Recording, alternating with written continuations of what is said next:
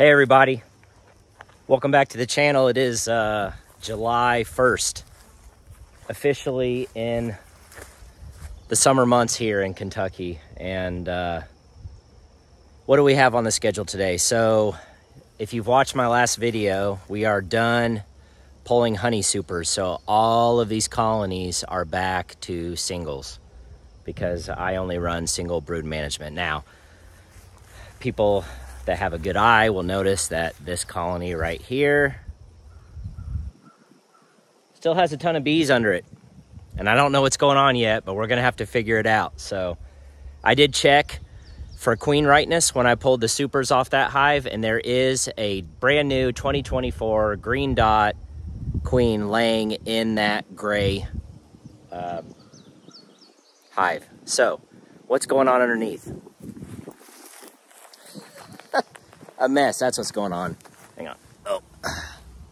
So we're gonna have to figure out what's going on there. I think I know, because I've had this happen a couple of times now. If you've watched my, honestly, it's my most watched video, What a Mess.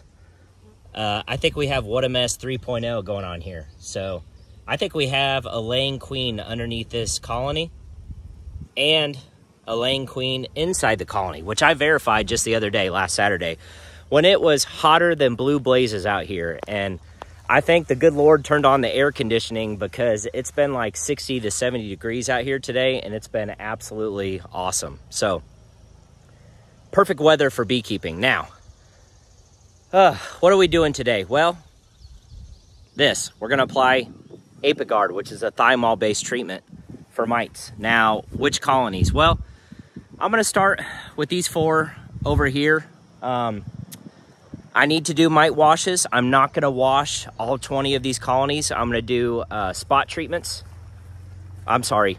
I'm going to spot check which colonies. I don't know yet, but I'm not going to wash all 20 of these colonies because I have a feeling that, and there's different opinions on this, but generally speaking, with colonies as close together as these are, if you spot check mite loads, it's generally accepted that, you know, all the colonies in the apiary are either going to need to be treated or not, depending on what the mite washes come back at. So I'm probably going to wash maybe 4 of these. Maybe I may wash 1 per section. There's really good information out there from Randy Oliver, if you subscribe to the American Bee Journal, where he's got a lot of good scientific research out there that he's done on drifting, which directly translates to Varroa mite, as far as the amount of Varroa in each colony and if drifting plays a factor, which it does, by the way. So if you are subscribed to the American Bee Journal, I would suggest you check out and read Randy Oliver's research on that. So that's kind of what I'm going by. So I am going to wash a few of these colonies, but not all 20 of them. And I'm going to go ahead and treat those first 4 today. I am going to use the Kent Williams strategy. I don't know if he invented it or not, but that's what I'm going to use, because I was at Kent Williams' house, I don't know, a couple months ago. And he said that he uses 25 milligrams, which is very close to 25 milliliters. It's almost a 1-for-1, which is essentially a half dose of the Apiguard. And instead of putting it all in the middle with one giant blob, which is what I was doing before, I'm going to divide it by 4ths, and I'm going to put a 1/4 of a 25 milligram dose in each corner of the colony. Now, typically I would use a shim to do that. However, I'm going to put them directly on the frames, which is what he advised. And so if you think of frame 1 and 10, at the very top and the very back of each one, I'm going to put a 1/4 of 25 milligrams in each corner. And so he feels that's the best in terms of dispersing it throughout the hive and not putting a huge concentration in the middle. Now, full disclosure, do what the label advises. That's always what I'm going to tell people officially, is do what the label advises, because the label is the law. And if you guys listen to Two Bees in a Podcast, you've heard Jamie and Amy say that over and over and over again. So, but I am going to try what an EAS master beekeeper says works best for him. So, you know, again, it's not going against the label. It's still technically the recommended dosage per deep. So I want to be very clear on that. It's not going against the label. It's just applying it a little bit differently in terms of the concentration on where it is. So, full disclosure, I followed the label and put it in the middle of my hives last year, and I had 3 colonies abscond on me because of Apiguard. So it is stinky stuff. The bees don't like it, but you know, it's either that or the mites. So sometimes we have to pick our battles. So yeah, that's what we're going to get into today. I still have, I don't think I've checked yet to see if the white side of the resource colony is queen right. Based on my extremely sophisticated brick markings, I would say that only the orange side is queen right for sure. So I need to check the white side. I don't know if I'm going to get into that today, but we're definitely going to put some Apiguard, because it's that time of year. When you pull your supers off your hives and you extract your honey and you get your honey harvest, it is immediately time to start thinking about Varroa mites and getting those mite loads as low as absolutely possible going into the winter months. It's extremely important for the health of your colonies. You know, I have not lost a colony yet through the wintertime, and I attribute that to really taking care of the mites, getting your mite loads as low as possible. Good nutrition, low mites equals healthy bees. So let's go ahead and get in these first 4, and let's get some Apiguard on them.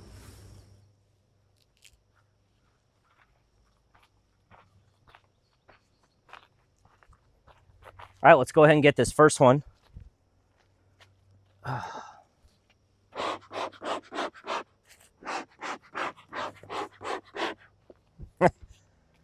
You know, the nice thing about single brood management is when you, after you pull all those supers off, you realize you only have 1 deep box to manage, and that's pretty nice.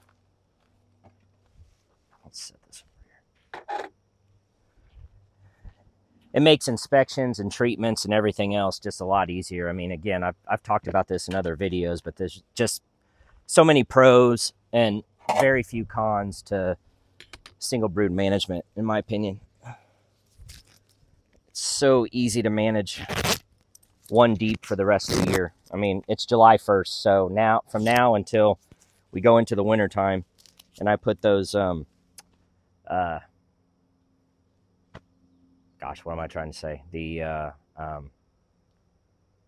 quilt boxes on top of these, you only have to deal with one deep, which is pretty nice. So let's go ahead and get in here and see what's going on now. Oh, wow. So, as expected, a lot of these colonies are going to be pretty packed because, you know, I condensed them from 1 or 2 supers down to a single deep, which is fine. I didn't have any that were just stuffed with bees, or I would have left a super on top just for bee spacing. So just make sure the queen's not in here real quick. Quick scan on the top side. There's a lot of bees on the top here. This colony may be pretty stacked, so, and it is. That's okay. Just checking for the queen here.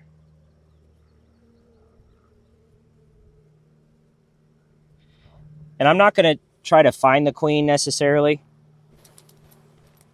on all of these. But I do want to check for queen rightness.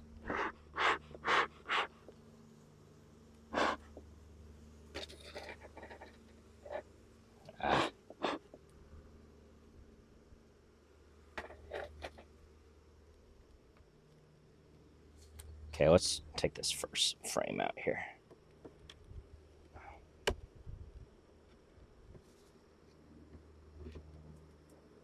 Ugh.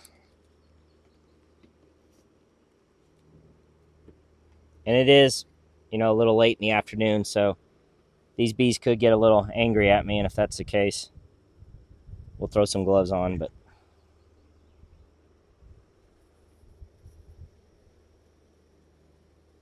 okay. Nothing on that one.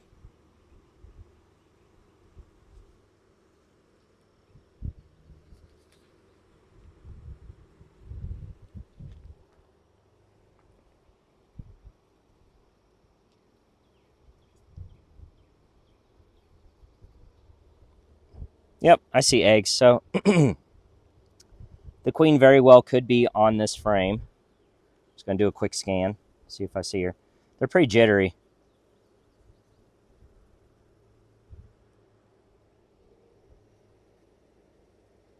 I'm pretty sure I checked this colony during the honey harvest, and I think there's a red dot queen in here, but I see eggs. I'll come show the camera.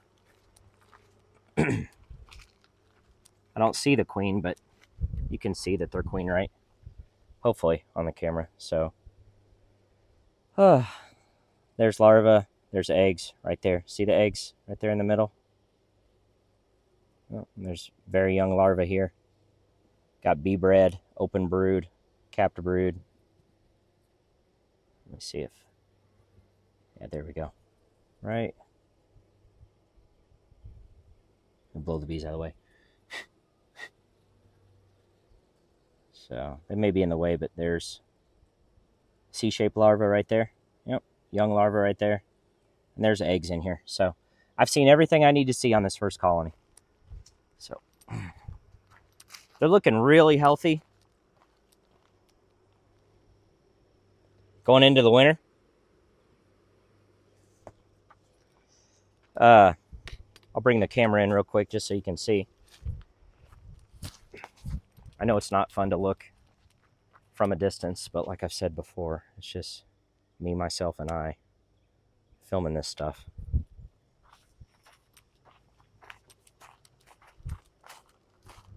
Okay. So when I talk about seams of bees, I've got, you know, technically 1, 2, 3, 4, 5, 6, 7, 8 seams of bees. You've got bees on this frame. Okay. Stick them back in here. Okay. So it's a good looking colony. So again, we've determined queen rightness. So now I'm going to put Apiguard here, here, here, and here. Now, the jury is still out whether I need to put a shim on this or not. You know, Kent said, oh, you can put it right on top of the frames, but look at the bee spacing here, okay?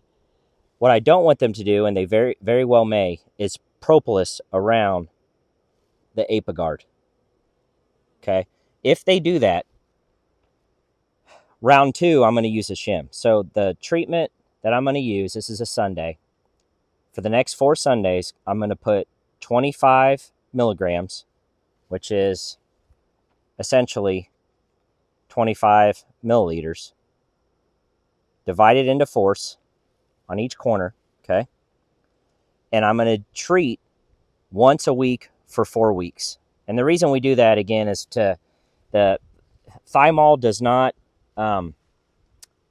penetrate capped brood. And I'm sure there's plenty of capped brood in here. So we're going to treat for a month, which is a full life cycle of a worker bee, so that it's going to get every single, I don't know how to say it, but a full life cycle of a worker bee, which is 21 days. So no matter at what stage the brood is, whether it's an egg, larva, pupa, capped to emerging, there's going to be a thymol treatment present during all those stages. So that's the plan. So let's go ahead and put the camera back on the stand here, and we'll get our first treatment.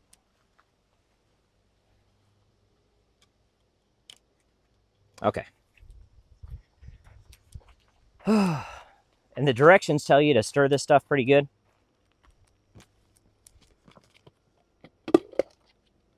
So I generally just take the nozzle here, mix it up.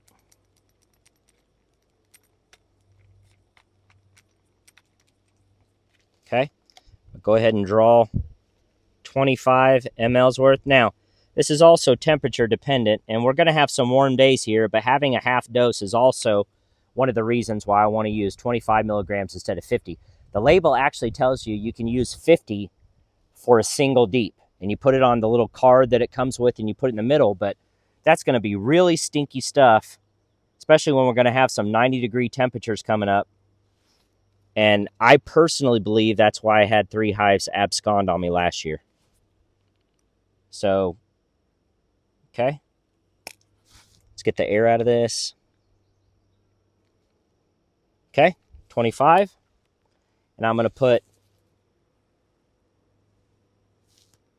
a little there, down to 20,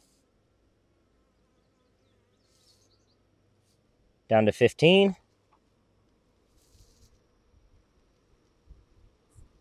down to 10,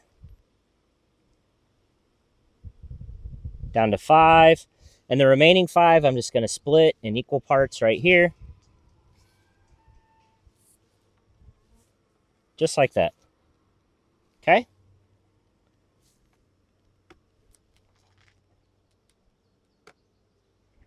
And so I've got 4 equal applications here on frames 1 and 10 in the very corners. And all I'm going to do is put the inner cover back on this colony. And the way that Apiguard works is the bees recognize it as a foreign substance, and they will take little bits of it and they will carry it out of the colony out the front door. But in order for them to get, especially now that I have this drilled down to a single deep with no supers on it, no upper entrances or anything along those lines, they have no choice. There's only one entrance to this hive, so they have no choice but to carry that thymol, that Apiguard, all the way down through the frame and out the front door. And in doing so, it passes across all those bees, and any phoretic mites, which is mites that are attached to the bee, it will kill those mites. And so that's the way that the treatment works. And so, again, I'm going to do mite washes for a few of these colonies in the apiary, and I will wash afterwards too to check the effectiveness of the treatment. All right, let's get our brick back on here. That didn't take too long. 1 hive down, 19 to go. So let's move on to our next colony.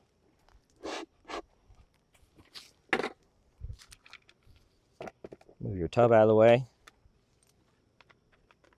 That's the only thing, is this Apiguard's pretty, I don't know, it's kind of messy in my opinion.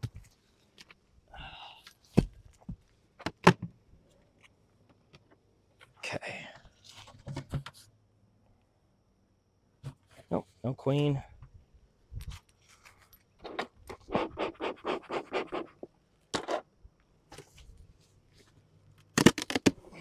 Yeah, these colonies are just, you know, it is the downside of single brood management, one of them, you know, and I've said it a million times. I think the pros outweigh the cons, but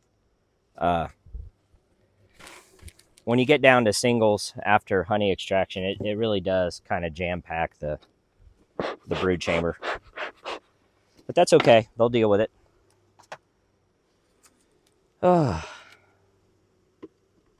Strong colonies. Boy, I tell you, after you apply this thymol, you'll be able to smell it in the yard when you come out here. That's for sure. Okay, nothing on that one. They haven't even started drawing that yet. They haven't even started drawing this one either. So folks are like, oh, you've got way too many bees in a single deep. Nah, sorry. I'm going to have to disagree with you, because they haven't even started drawing the wax on these 2 frames right here. So they've got plenty of, the queen specifically has plenty of room. Somebody's calling me all the time. Okay. Every time I shoot a video, I get a phone call, I swear. The queen has plenty of room to weigh. I'm sorry, lay. So, and this one's only drawn on one side. And there's eggs here. So we've got a queen, good laying queen in here. Lots of eggs, and I'll show you here in just a second. I'm gonna check the other side.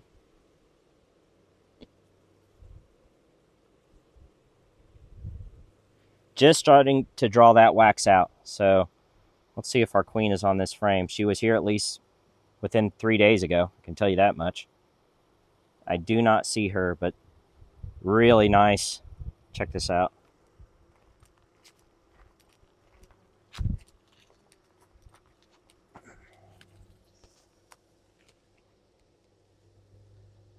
See all those eggs?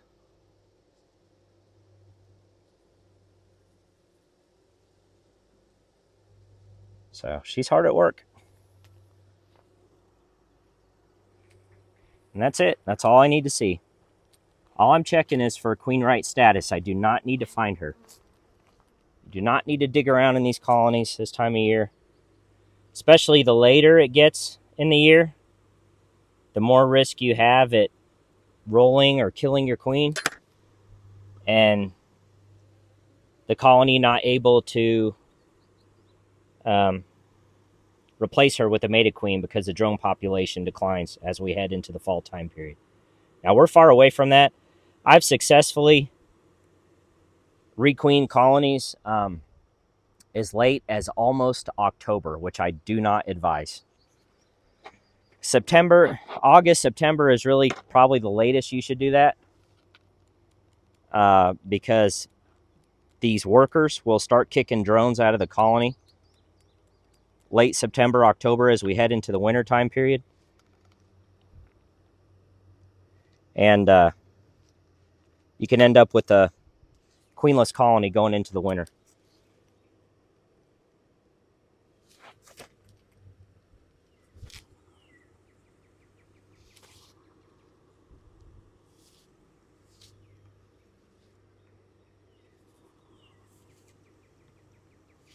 All right. Hopefully that does it.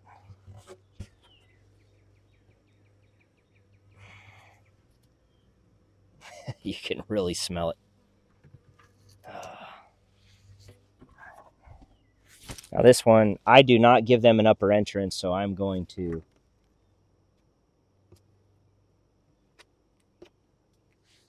press this upper entrance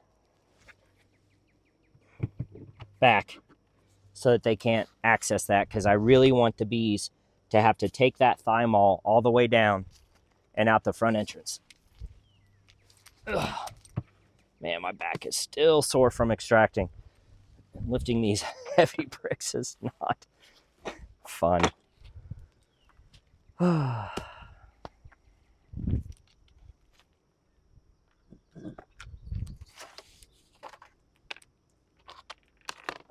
shoot. So I'm curious, you guys tell me in the comments, fellow beekeepers, how your honey harvest went this year, how your extraction went.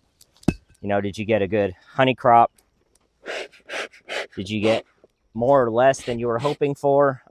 To be honest, I got a little less than I was hoping for. So I was hoping for about 400 pounds and I got less than that. So, but that's okay. I mean, it is what it is.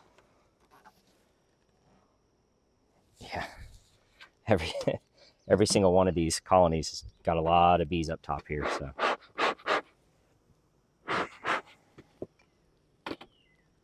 So I'm just curious how different parts of, you know, the U.S. or even if you're in another country, how did your harvest go?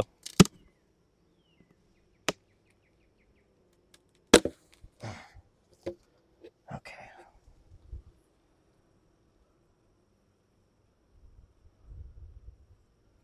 Don't see a queen.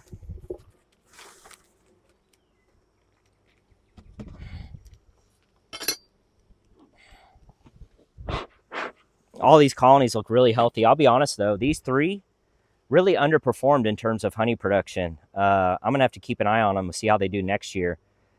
I'm pretty sure all three swarmed on me, which, you know, I'm not sure if I've mentioned this before or not, but next year I plan on splitting all 20 of these. with an exception if a colony is super small and tiny. I'm not going to split them coming out of the spring next year, 2025. But, you know, if I split all 20 of them, I'll have 20 nukes available. I'm splitting them because I'm tired of chasing bees and trees, you know. I mean, I know I've said before, like, oh, bee swarm, it's healthy. It is true. You know, when bees swarm, it is a healthy thing for a colony to do. That's what they're trying to do. But it's also a lot of work for me, which is why people against single brood management will chime in and say that's exactly why you have double deeps, you know, and I get that. I'm determined to make single brood management work for me. And I know more experienced beekeepers, she's mad, have successfully done so. I'm still trying to find my sweet spot. I'm still trying to figure out what works for me. But to me, that's half the fun of beekeeping, right? Is figuring out. She's going to tag me. Don't tag me. Come on. I'm being nice. Is trying to figure out what works for you and what doesn't. So I'm still trying to figure that out. Yeah, this colony's going to sting me. I can already feel it. Well, that's some nice nectar, so that's good. No eggs there, just nectar. And we're not completely dearthy here yet. It's getting close. Again, it's July 1st. So there still is. I'm going to use plenty of smoke on this colony because they're a little testy.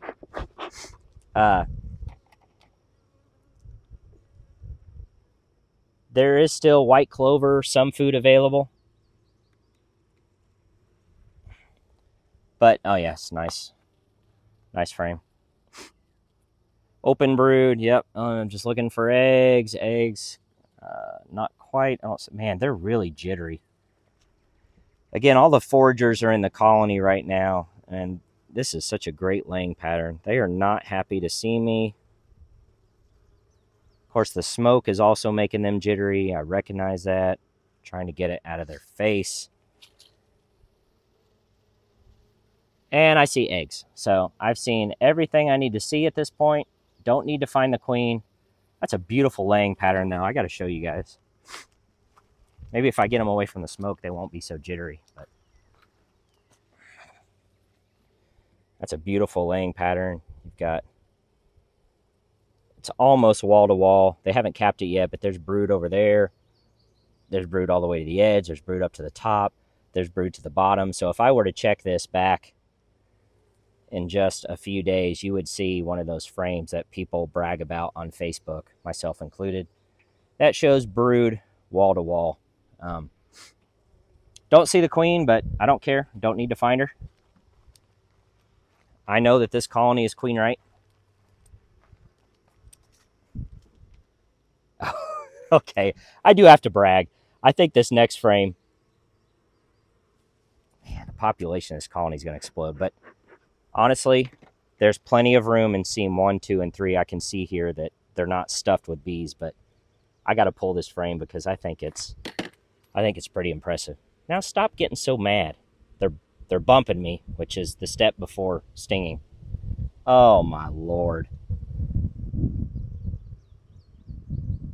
I just want to make sure the queen's not on here because I'm going to shake these bees off and I'm going to brag.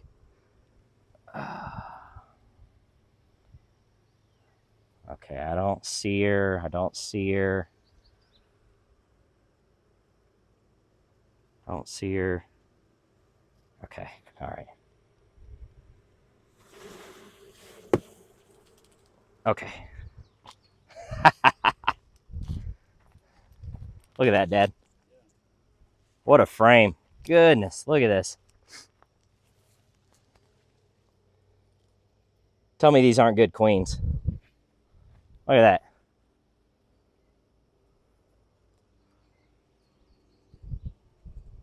And that right there is just bees that have emerged. And I don't see eggs in there yet, but I suspect she'll backfill. So, isn't that awesome? Look at that. What a frame. A little bit of nectar in there too. It's dropping out, so. Take a picture of this, Dad, would you? I think I'm going to use this as the thumbnail, guys.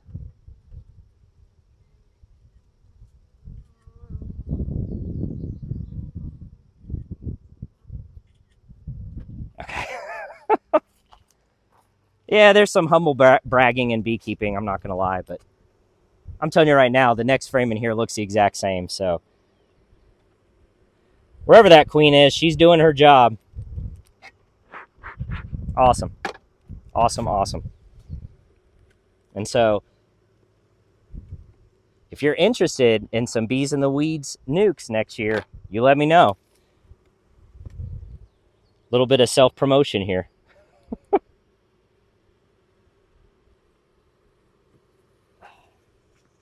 I only sold, I think, 2 nukes this year. I didn't have many, just a couple. Again, I only came out of the winter with 10 colonies. So, I think I did a couple splits, but sold a couple nukes to some local folks, and hopefully they're working out pretty well for them. The queens looked really good. The nukes in general looked very good, so I'd like to hopefully hear from them soon, see how they're doing. All right, let's get 25 milligrams here. Get this measured out.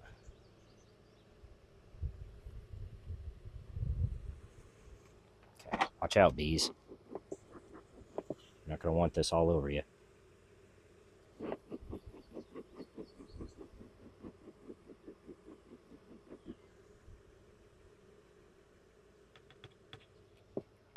Awesome.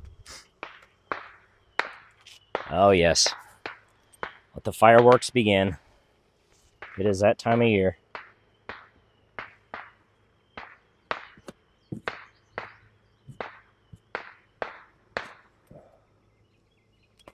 Although I don't have dogs anymore where they absolutely hated this time of year.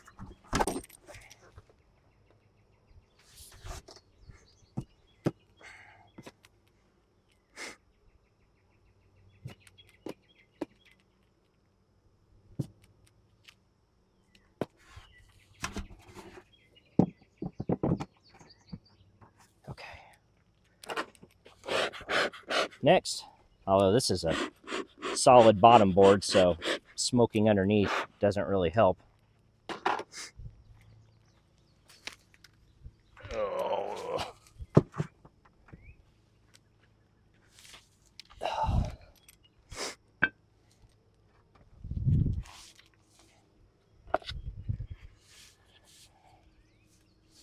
Beautiful day, though, I'm telling you. Take this any day over that Saturday. You guys, if you watched that video, you saw how hot and exhausted I was. I had to take so many breaks just to keep from getting heat exhaustion. 3 hours later. I don't think they like the Apiguard, guys. What do you think?